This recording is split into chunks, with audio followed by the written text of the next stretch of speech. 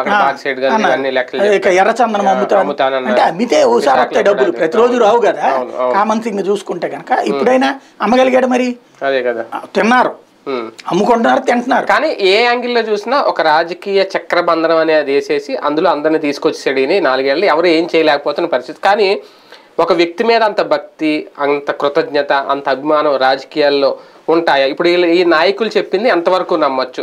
జగన్మోహన్ రెడ్డి గారు గీసిన గీత దాటం, ఆయన చెప్పినట్టు తింటాం, మాకు సీట్ ఇవ్వకపోతే ఎవరు వేస్తే వాళ్ళకి సపోర్ట్ చేస్తాం అనేది నిజంగా శాశ్వతమా ఆ మాటలన్నీ? అంటే అవకాశం వచ్చే వరకు కూడా అట్లాగే ఉంటారు.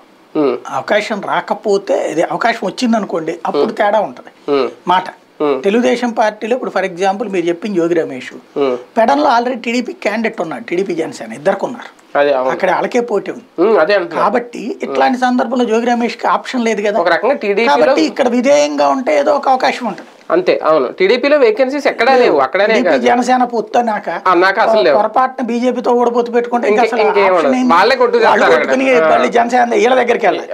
కాబట్టి ఆప్షన్ లేదు. కాబట్టి ఇంకొకటి జగన్ని బెదిరించో పోట్లాడు నా సీట్ ఉంచుకుంటా నువ్వెవడు చెప్పడానికి అనే సీన్ ఆ ముక్క అన్న తర్వాత అతను ఇక శాశ్వతంగా జగన్కి దూరం కావడం. కానీ ఇంకొక విషయం కూడా ఇక్కడ ఒకసారి, నిజంగా ఇటువంటి రాజకీయాలు భవిష్యత్తులో మంచిదా ప్రమాదమా? ఏదైనా జగన్ చూసి ఓటు, జగన్